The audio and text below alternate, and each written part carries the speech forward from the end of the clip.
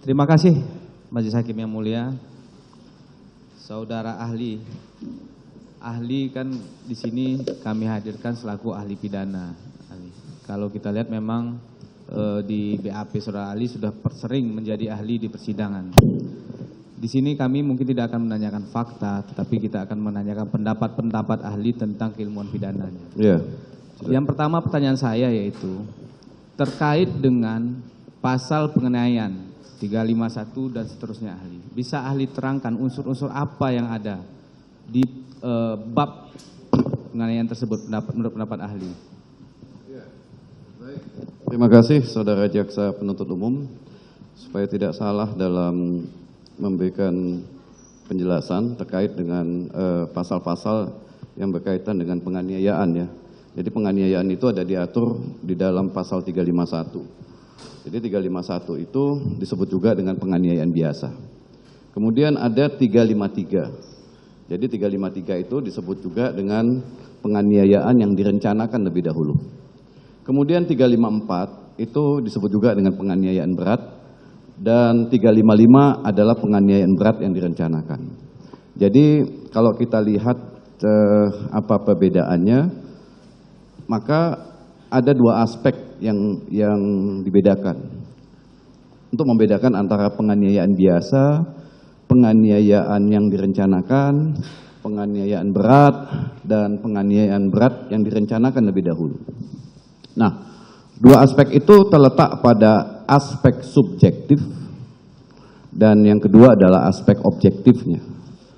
Aspek subjektif itu meliputi dari orangnya atau sikap batin orang yang melakukan tindak pidana itu. Sementara unsur objektifnya terletak pada akibatnya. Akibat dari perbuatan pidana tersebut. Jadi sikap batin orang itu menentukan kualifikasi apakah itu masuk dalam tindak pidana penganiayaan biasa atau tindak pidana yang direncanakan, atau tindak pidana penganiayaan berat, atau tindak pidana penganiayaan berat yang direncanakan lebih dahulu. Mungkin kalau orang awam agak sulit membedakannya ya. Penganiayaan ini secara doktrinal disebut juga dengan delik material. Nah, kalau kita bicara soal objektifnya, delik material. Delik material itu artinya tindak pidana itu baru selesai setelah akibatnya muncul. Nah, muncul itu akan kita lihat apakah itu lukanya biasa, ini masuk dalam konteks penganiayaan yang biasa seperti diatur dalam pasal 351, atau luka berat, atau timbulnya kematian. Nah, itu dari sisi materialnya, dari sisi akibatnya. Luka berat diatur dalam pasal 89, udah jelas ketentuannya, pingsan, cacat, ya. Kemudian tidak bisa menjalankan aktivitas seperti biasa, ya, dirawat berhari-hari atau berminggu-minggu atau berbulan-bulan, ya. Kalau mati jelas visumnya ada. Luka biasa, ya lecet, lebam. Nah, itu dari sisi akibat. Jadi kalau kita lihat, oh kalau akibatnya dia pingsan, dirawat lama, maka 89 menyatakan itu luka berat. Ya, kalau hanya lecet, lebam, masuk rumah sakit pulang, ya itu bisa ditafsirkan sebagai luka biasa. Mati jelas ada visum. Nah, bicara sikap batin. Sebentar Ali, ya. saya potong, maaf ya. Sebelum kita masuk ke sikap batin Ali. Kalau kita lihat di pasal 351, kan itu elemen unsurnya adalah melakukan penganiayaan. Sementara penganiayaan ini kan tidak dijelaskan di KUHP. Apa sih sebenarnya yang dimaksud dengan penganiayaan ini? Secara doktrin menurut ahli, ini penganiayaannya bisa nggak ahli uraikan unsur-unsur apa saja yang menjadi bagian penganiayaan itu? Delik material, karena saya sebut di awal tadi, penganiayaan, pembunuhan, kebakaran, rusaknya lingkungan, polusi, itu adalah delik material. Yang dilihat adalah akibatnya. Setelah timbul akibat, maka dicari perbuatannya. Kalau delik material tidak membatasi perbuatan apa, ya, tidak membatasi perbuatan apakah dipukul, ditendang, disepak, disundut dengan listrik atau dengan rokok, enggak penting. Beda dengan delik formil. Kalau delik formil jelas sudah ditentukan perbuatannya. Misalnya pencurian, barang siapa mengambil barang milik orang lain, jelas perbuatannya adalah mengambil. Apa yang diambil? Barang, 363 ya, 362, barang milik orang lain. Jadi ada mengambil itu apa? Memindahkan satu tempat ke tempat lain. Tapi kalau penganiayaan, pembunuhan, tidak ditentukan perbuatannya, sepanjang timbul akibat yang dilarang, luka berat, luka biasa, atau kematian. Jadi tidak penting perbuatannya. Nah, perbuatan itu tentu konteksnya adalah perbuatan melawan hukum, ya, kategorinya.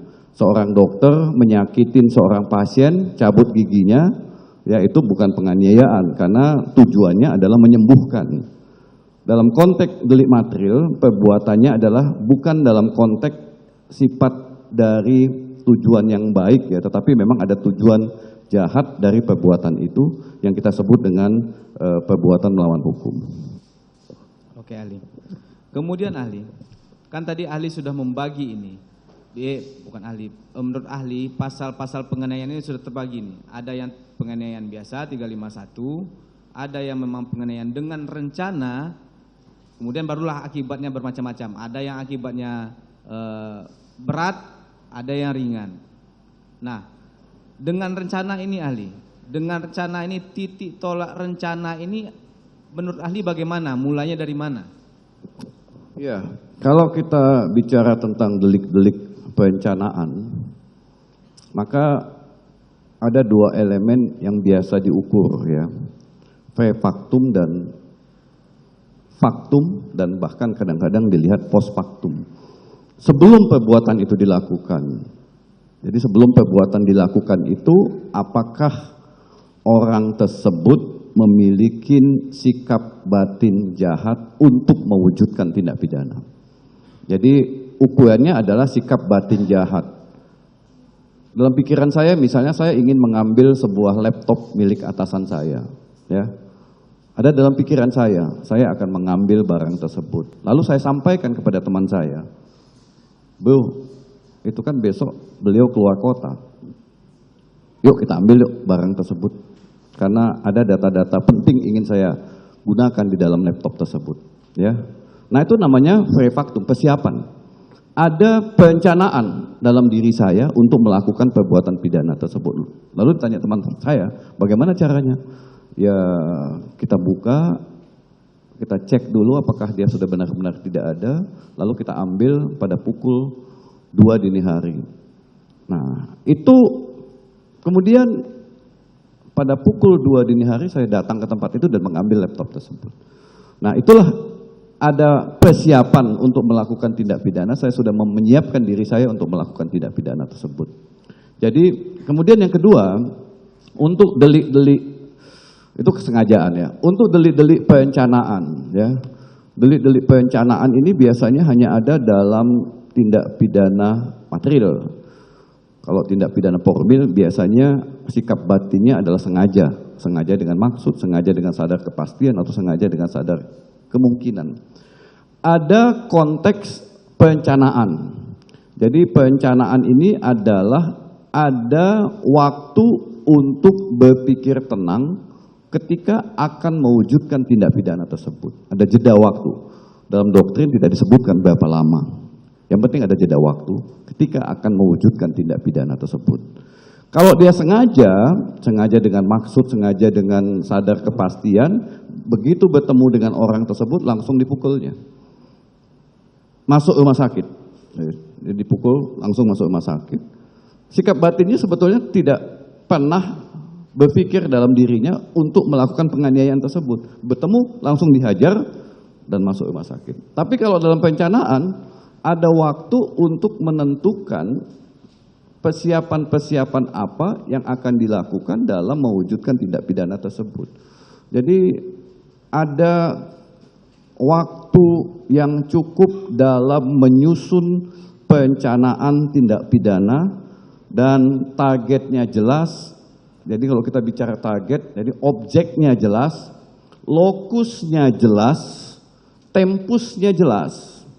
Itulah perencanaan. Ya, jadi target, lokus, tempus sudah ditentukan dalam pikirannya, untuk mewujudkan tindak pidana tersebut. Itu perencanaan, ya. Walaupun tidak ada ukuran yang pasti, ini adalah ukuran secara doktrinal bisa berbeda antara ahli yang lain dengan ahli yang satu. Oke, ahli. Apakah ini kan ada persiapan tadi, ada dari sikap batin ingin melakukan tindak pidana, kemudian melakukan perbuatan persiapan. Yang ingin saya tanyakan di sini adalah, apakah upaya-upaya untuk mengajak beberapa orang ingin melakukan tindak pidana itu termasuk dalam suatu persiapan atau sudah termasukkah itu dalam suatu perencanaan, ahli? Iya, perencanaan bisa dilakukan oleh satu orang, satu aktor. Bisa juga dilakukan lebih dari satu orang, beberapa aktor. Nah, kalau dia melibatkan beberapa aktor, maka kita akan melihatnya dari segmen yang lain. Apakah di situ ada menyuruh melakukan, ikut serta melakukan, menganjurkan melakukan, membantu melakukan. Nah, aktor-aktor yang lain. Kalau dia satu orang, nggak perlu kita mengkaitkan dengan aspek-aspek perluasan pertanggungjawaban pidana yang saya sebutkan tadi. Maksud saya begini, ahli, kita belum masuk kepada delik-delik penyertaannya. Yang ingin saya tanyakan di sini, ini kan pasal 35 penganiayaan ini 351 dan seterusnya ini ada perbedaan-perbedaan tadi. Ada di sana penganiayaan dengan rencana terlebih dahulu. Yang ingin saya tanyakan, si A ingin melakukan suatu tindak pidana. Untuk mewujudkan tindak pidana dia itu tersebut, dia mengajak orang lain agar tindak pidana itu bisa dilakukan atau mudah dilakukan. Atau karena mungkin yang bisa bertemu dengan orang si B ini adalah si C, cuman diajaklah si C untuk ayo kita ketemu. Seperti itulah contohnya. Apakah itu upaya-upaya si A ini untuk mengajak orang lain ini ikut itu sudah termasuk dari bagian dari perencanaan itu, ahli? Itu maksud saya. Iya, perencanaan itu bisa dia mempersiapkan dengan alat tertentu, bisa juga dengan orang tertentu, bisa. Jadi perencanaan itu bisa melibatkan orang lain dalam mewujudkan sikap batin jahat dia, bisa. Bisa juga dengan alat tertentu yang akan digunakan, pakai teori alat kita, ya. Jadi pakai alat tertentu, dia mempersiapkan alatnya untuk diwujudkan dalam tindak pidana tersebut. Kemudian juga dia menggunakan orang lain untuk bersama-sama dengan dirinya dalam mewujudkan perencanaan tindak pidana tersebut. Jadi perencanaan itu tidak ada limitasi, ya, tidak ada limitasi harus dilakukan oleh satu orang. Nah, perencanaan itu juga nanti akan kita cek apakah si B yang diajak tersebut memiliki sikap batin merencanakan juga atau tidak, ya. Itu kita lihat. Itu berbeda lagi dalam menilai aktor-aktor yang Anda sebutkan tadi dalam perencanaan. Oke, artinya memang menurut ahli dengan mengajak itu bisa merupakan bagian dari suatu perencanaan, ya, baik itu orang atau alat tadi, ya? Oh, bisa. Itu bagian daripada sikap batin jahat. Oke, ahli.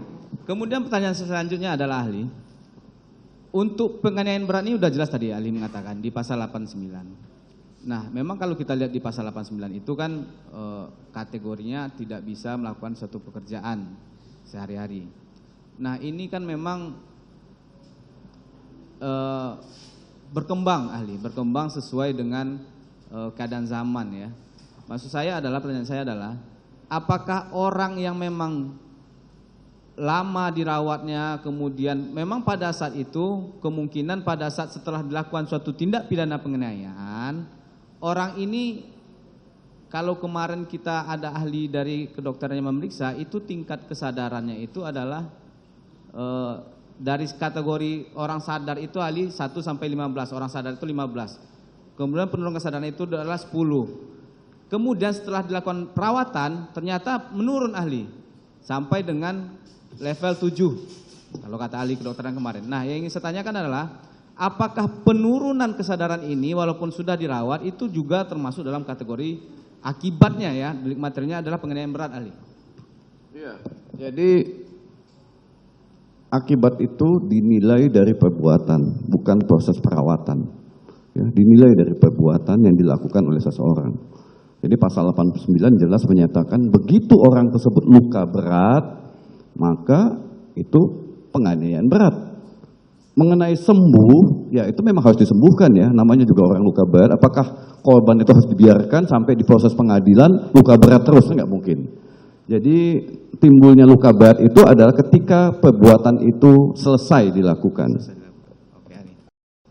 Kemudian ahli, ini juga jadi banyak perdebatan nih di dunia hukum. Seandainya begini, ini kita ambil contoh lainnya. Orang dilakukan penganiayaan, luka berat dia, pingsan dia, kemudian dirawat. Sudah lama dirawat, hampir misalnya contohnya ini contoh ya, 3 bulan. Kemudian setelah 3 bulan dia meninggal dunia. Ah, ini termasuk kategori yang mana ahli? Kalau menurut pendapat ahli, apakah ini penganiayaan mengakibatkan luka berat atau penganiayaan mengakibatkan mati? Iya, itu ditentukan oleh tempus ketika persidangan dilakukan. Ya, ketika jaksa mendakwa seseorang dengan penganiayaan berat karena korbannya belum meninggal dunia, ya itulah yang dipakai. Ya, ketika ada proses itu. Nah, ketika sampai di proses pengadilan, ternyata korbannya meninggal dunia, terus disampaikan kepada majelis hakim untuk dipertimbangkan, ya, untuk dipertimbangkan. Ada bukti baru. Ada eviden baru yang menyatakan bahwa korban ternyata meninggal dunia.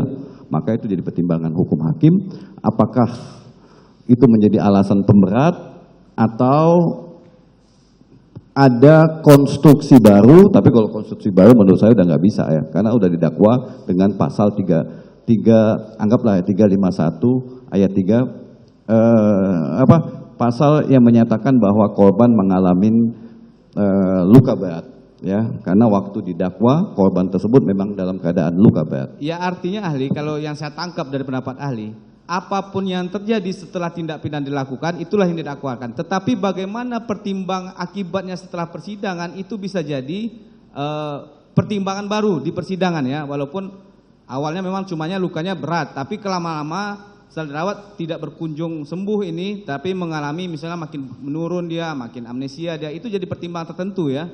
Bisa jadi seperti itu kan? Ya, pasti itu jadi pertimbangan. Oke ahli. Kemudian ahli, yang ingin saya tanyakan adalah ini terkait dengan pasal-pasal penyertaan, pasal 55 dan 56 KUHP. Ini kan ada perbedaan memang di sana dalming dan perbantuan. Bisa ahli terangkan dulu perbedaannya bagaimana, penjelasannya bagaimana ahli?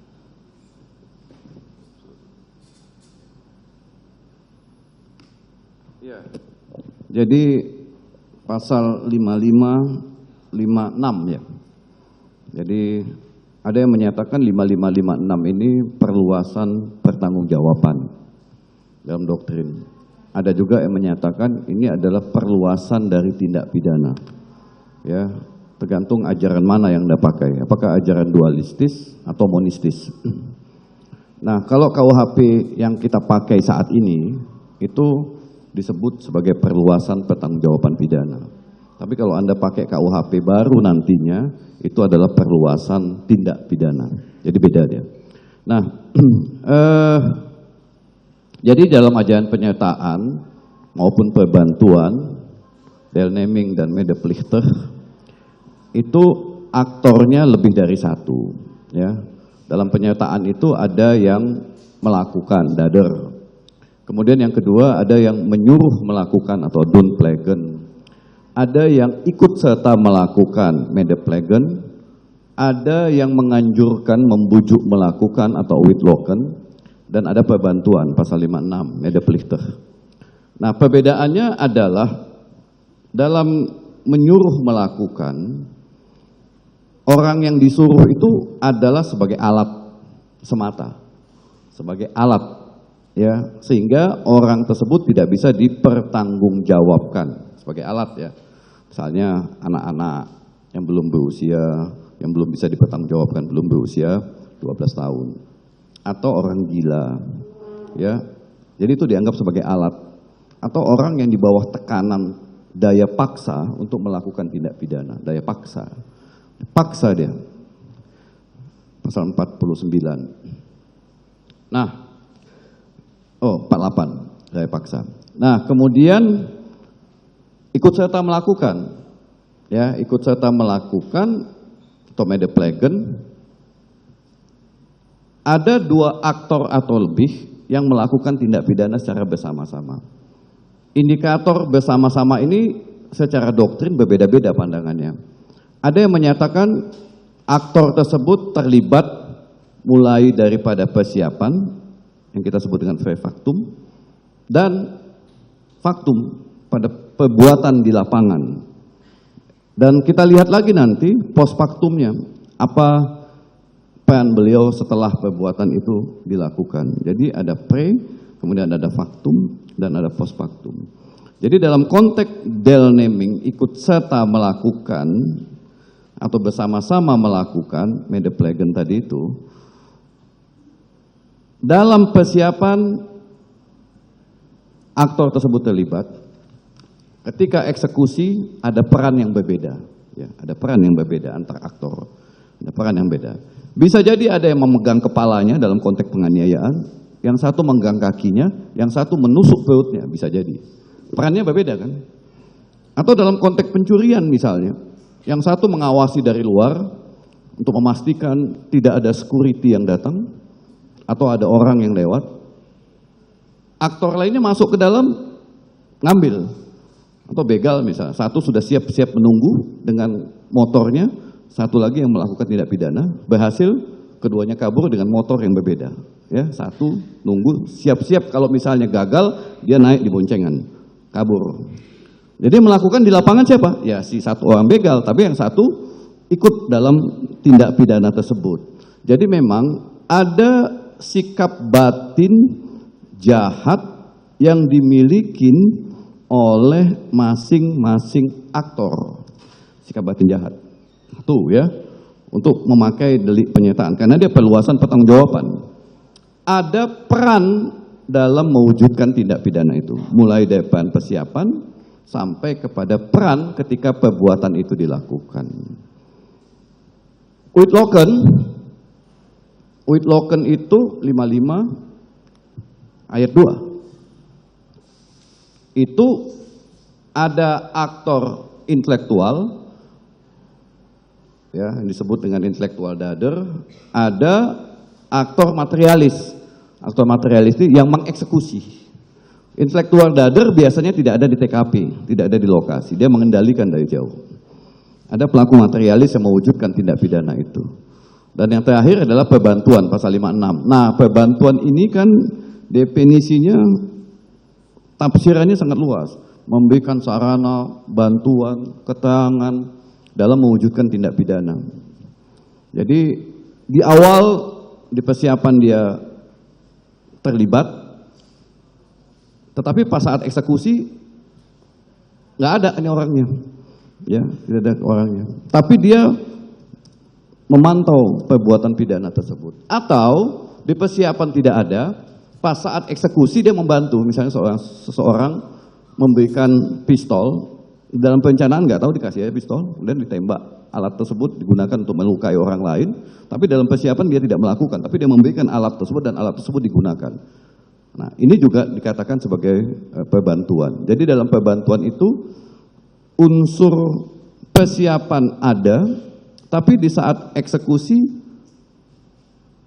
perannya itu sangat minimalis gitu ya, sangat minimalis, atau malah tidak punya peranan gitu, dalam perbantuan. Atau di saat eksekusi disitulah peran dia ada, tapi bukan dia yang mengeksekusi, tapi orang lain. Jadi tetap dalam perbantuan itu ada orang lain yang mengeksekusi, dia hanya memberikan sarana.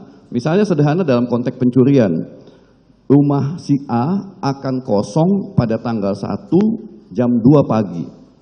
Ya. Kamu bisa masuk, ya, kamu bisa masuk pada tanggal 1 jam 2 pagi. Pada saat perbuatan dilakukan dia tidak ada, dia hanya memberikan informasi pada tanggal 1 jam 2 pagi itu rumah kosong. Silakan datang ke tempat itu dan ambil barang-barangnya. Nah, itu perbantuan. Sehingga dalam konteks perbantuan, karena peran sikap batin jahatnya ada, tetapi dalam perbuatan pidana agak sulit mengukur atribusi kontribusinya, maka dia dipidana maksimum 2/3 dari pidana sebagaimana yang didakwakan oleh jaksa penuntut umum. Bukan berarti perbantuan tidak dipidana ya, tetap dipidana. Demikian. Oke ahli. Kemudian ahli, Kalau dalam konteks pidana pencurian memang jelas di sana 5-5-nya. Ada orang yang melihat untuk menjaga, kemudian dia dikenakan juga turut serta melakukan kan untuk melakukan mengambil barang sesuatu itu. Nah, dalam konteks penganiayaan ini, apakah seseorang yang memang ya dari rencana memang sudah ikut, dari rencana dia sudah ikut diajak untuk melakukan tindak pidana penganiayaan lah kita sebut di sini. Tapi pada saat kejadian ternyata si orang ini tidak melakukan sesuatu, tidak memukul, tidak menendang, tetapi dia ada perannya menjaga sekeliling, melihat misalnya ada orang datang, stop, ada yang datang, berhentilah si pelaku utama ini. Kemudian dia mungkin bisa jadi kita lihat dia merekam. Nah, apakah konteks seperti itu dalam penganiayaan bisa termasuk dalam pasal 55 Ali? Iya, dalam konteks pasal 55 harus bisa dibuktikan ada perbuatan konkret yang dilakukan oleh masing-masing aktor. Ada perbuatan konkret. Dan disebut dengan faktumnya. Di faktum pada saat perbuatan di lokasi ada perbuatan konkret dan perbuatan konkret itu bisa diatribusikan sebagai perbuatan melawan hukum. Ya, di lokasi, di TKP. Ya. Jadi dan terus bisa dibuktikan bahwa ada kontribusi konkret. Tanpa kontribusi konkret dari yang bersangkutan di TKP, delik itu tidak terwujud gitu loh. Ya, delik itu tidak terwujud. Atau si dader tidak berani melakukan tindak pidana itu tanpa ada dukungan dari aktor-aktor lain. Ya, sama dengan pencurian. Kalau nggak ada aktor lain begal. Kalau nggak ada aktor lain dia tidak berani mewujudkan begal. Dia butuh teman untuk memastikan bahwa ketika dia runway melarikan diri aman gitu loh. Atau ketika perbuatan pidana itu diwujudkan sesuai dengan sikap batin jahat dia gitu loh. Sesuai dengan kebijakan. Kadang-kadang orang mewujudkan tindak pidana itu dalam ilmu kriminologi kalau ada temannya, ya, ada aktor lain, ada keberanian dalam mewujudkan tindak pidana tersebut. Ada orang-orang yang memiliki sikap mental seperti itu. Ketika dia sendirian, dia tidak berani mewujudkan tindak pidana tersebut. Nah, apakah kehadiran orang lain, walaupun menonton, dapat ditafsirkan dia memiliki kontribusi dalam mewujudkan tindak pidana tersebut? Ya, dalam ilmu kriminologi, bisa ditanyakan seorang kriminolog. Kebetulan S2 saya adalah kriminologi. Jadi, akan dilihat dari aspek itu, ya, aspek kontribusinya itu adalah dia ternyata berani melakukan karena ada aktor-aktor lain yang hadir di tempat itu untuk mewujudkan tindak pidana. Dia tidak berani melakukan tindak pidana itu kalau sendirian, nyalinya nggak muncul gitu loh. Nah, itu dapat ditafsirkan sebagai ada kontribusi dari aktor lain. Berarti luas juga ya, dengan ngajak orang itu kalau dia takut berarti sudah bisa kita kenakan 55. Kemudian ahli yang ingin saya tanyakan. Tadi ahli mengatakan penganiayaan ini kan luas ini. Akibatnya kita lihat dari akibat tadi kan. Melakukan penganiayaan kan tidak diatur seperti pencurian mengambil sesuatu atau pembunuhan merampas nyawa orang lain kan begitu kan. Penganiayaan ini cuma bahasanya penganiayaan. Apakah ahli, pertanyaan saya adalah apakah dengan menyuruh seseorang melakukan contohnya sikap tobat, mencontohkan sikap tobat atau menyuruh orang melakukan sikap tobat itu kan berarti itu kan sudah merendahkan orang. Apakah itu sudah termasuk dari suatu penganiayaan ahli? Menurut ahli, sikap tobat ini kan seperti sujud tapi di tanah gitu atau di aspal atau di lantai begitu ahli. Apakah itu sudah termasuk dari penganiayaan walaupun akibatnya belum ada pada saat itu, misalnya luka berat, luka ringan, tapi seperti itu.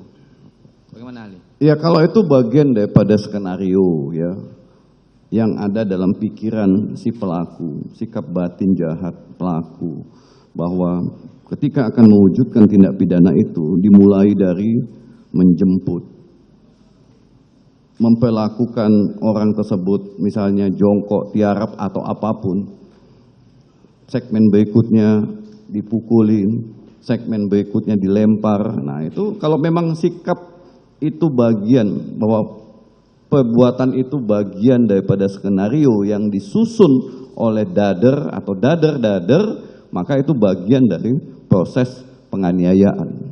Oke ahli. Kemudian ahli, ini kalau saya lihat di BAP ahli juga di sini pernah memberikan keterangan ahli terkait di bidang anak dan perempuan ini ya. anak dan perempuan. Di perkara ini kan memang korbannya anak ini, anak. Jadi mungkin saya rasa masih relevan lah saya tanyakan kepada ahli. Ini terkait dengan restitusi ahli terhadap korbannya anak. Ini restitusi ini bagaimana sih seharusnya kewajiban si pelaku untuk terkait restitusi bagaimana ahli terhadap korbannya yang anak ahli? Iya. Itu mungkin nanti bisa ditanyakan ke ahli lain ya, itu bentuk-bentuk pemidanaan. Jadi bentuk-bentuk pidana itu ada pidana pokok dan ada pidana tambahan. Untuk korban anak, memang kalau kita merujuk pada Undang-Undang 35 2014, 23 2002, 17 2016, ada pidana restitusi. Ya. Jadi pidana restitusi itu artinya ganti kerugian yang dibebankan kepada pelaku untuk diberikan kepada korban. Restitusi itu adalah sifatnya aktual cost, kerugian yang dialami oleh korban yang bisa dibuktikan. Ya, misalnya kalau korban mengalami matanya harus dioperasi dan ada donor mata dan biaya untuk memulihkan matanya tadi itu membutuhkan dana katakanlah 500 juta. Nah, bukti bahwa 500 juta itu ada dari rumah sakit itu yang disebut dengan aktual cost ya. Jadi aktual cost itu memang bukan dan dipastikan bahwa matanya tersebut yang buta sebelah kiri atau kanan itu bisa dipastikan berdasarkan keterangan ahli yang bertanggung jawab di pengadilan menjelaskan itu akibat dari perbuatan dari si pelaku atau terdakwa. Nah, pertanyaannya ahli, ada nggak akibatnya? Kan sini dari korban sudah mengajukan restitusi misalnya, tetapi si pelaku ini tidak membayar restitusi tersebut. Ini ada nggak akibat hukumnya jika si pelaku yang dimintakan restitusi ini tidak berupaya atau tidak membayar restitusi tersebut ahli? Iya, restitusi dalam hukum kita jika tidak dibayar itu diganti dengan kurungan. Tetapi dalam beberapa kasus Heri Irawan yang di Jawa Barat itu jaksa menyatakan jika tidak dibayar akan ada perampasan terhadap harta bendanya, dijual kemudian dilelang dan biayanya itu dibayarkan kepada korban sebagaimana yang diputuskan oleh pengadilan. Saya ada nggak dasar hukum yang khusus ya mengatakan jika restitusi ini tidak dibayar bisa diganti dengan kurungan atau dengan melakukan penyitaan asetnya si pelaku ini? Ada nggak dasar hukumnya? Secara khusus tidak ada. Secara khusus tidak ada. Jadi memang kalau filosofis restitusi itu ya sebenarnya kalau kita bicara dalam doktrin-doktrin hukum pidana, memang harusnya bukan diganti dengan kurungan. Itu adalah kerugian yang dialami korban. Tapi dalam banyak putusan diganti dengan kurungan untuk memudahkan eksekusi saja. Jadi itu alasan bagi jaksa penuntut umum untuk memudahkan eksekusi dibandingkan dia harus bersusah payah melakukan perampasan aset, melelang asetnya, menjual asetnya, aset dijual, kemudian dibagi kepada korban. Itu proses hukumnya panjang. Jadi restitusi itu adalah kerugian yang dialami korban. Karena ada kerugian, apakah kerugian dalam bidang mental, kesehatan, atau uang, maka itu harus diganti uang. Ya, bukan dalam bentuk kurungan. Tetapi ada alasan untuk menyederhanakan setelah nggak mampu bayar diganti dengan kurungan. Itu yang kedua, memang terdakwa tidak memiliki aset yang bisa dirampas ya, secara objektif nggak ada gitu loh, nggak ada. Jadi kalau mau dipaksakan ya nggak bisa juga ganti kerugian, akhirnya diganti dengan kurungan. Demikian. Tapi dalam beberapa kasus saya lihat jaksa kalau tidak dibayar restitusinya ya ada perampasan aset. Cuman apa dasar hukumnya bisa dicek kembali, nanti saya tidak bisa menjawab soal dasar hukum secara pasti soal itu. Oke ahli. Kemudian pertanyaan selanjutnya ahli. Secara doktrin ahli terkait restitusi ini, yang pernah ada secara doktrin sebelum ada, mungkin kan ini restitusi ini kan perkembangan hukum baru yang ada di luar juga, kemudian ke Indonesia lakukan restitusi ini terhadap korban. Secara doktrin terkait perampasan aset ini, ahli, kalau si pelakunya ini masih belum mempunyai penghasilan, ahli, dia masih tinggal dengan orang tua, dia masih dibiayai oleh orang tuanya. Ini asetnya aset yang bagaimana yang bisa dilakukan perampasan nih untuk si korban? Apakah aset orang tuanya atau memang ada solusi lain, ahli, terkait itu? Dalam doktrin hukum pidana kita yang berbuat dialah bertanggung jawab. Ya, tidak bisa jatuh kepada pengampu, wali segala macam ya, kecuali anak-anak ya. Kecuali anak-anak. Tapi kalau orang dewasa dia bertanggung jawab. Asetnya ya aset yang bersangkutan, tidak bisa dibebankan kepada orang tua. Ya, tidak ada mekanisme hukum di negara manapun ganti kerugian itu pindah kepada orang lain, kepada orang tuanya. Mekanisme itu baru terbatas kepada tindak pidana korupsi dan pencucian uang ya, karena orang tersebut menerima uang, maka ketika si terdakwanya meninggal, maka uang tersebut bisa dituntut kembali karena dia menerima aliran dana tersebut. Itu yang bisa kepada pihak lainnya, itu pun bisa dibuktikan yang bersangkutan menerima uang itu. Jadi dalam konteks ini nggak ada aturan hukum yang bisa menjadikan orang lain untuk membayar ganti kerugian tersebut. Nah, pertanyaan selanjutnya, ahli, kalau memang si pelaku ini tidak ada kekayaannya, harta kekayaannya, apakah kemungkinan bisa diganti lagi dengan subsidiar pidana lagi, kurungan gitu, ahli? Atau bagaimana solusi agar nih hak-hak korban ini bisa terpenuhi, ahli, biaya-biaya pengobatan ini bisa terpenuhi? Ada nggak doktrinnya bagaimana solusinya, ahli? Ya, yang bisa itu mekanisme perdata aja, gugatan. Jadi kalau mekanisme pidana, kalau yang bersangkutan memang tidak ada. Ini kan soal perampasan aset juga kita belum punya, undang-undangnya juga belum ada ya, masih dalam proses pembahasan, itu pun belum, mungkin nggak jadi tahun ini. Nah, kalau nggak bisa, ya tadi itu, jadi mekanismenya adalah kurungan. Jadi makanya ada mekanisme kurungan atau ada mekanisme perampasan aset. Jadi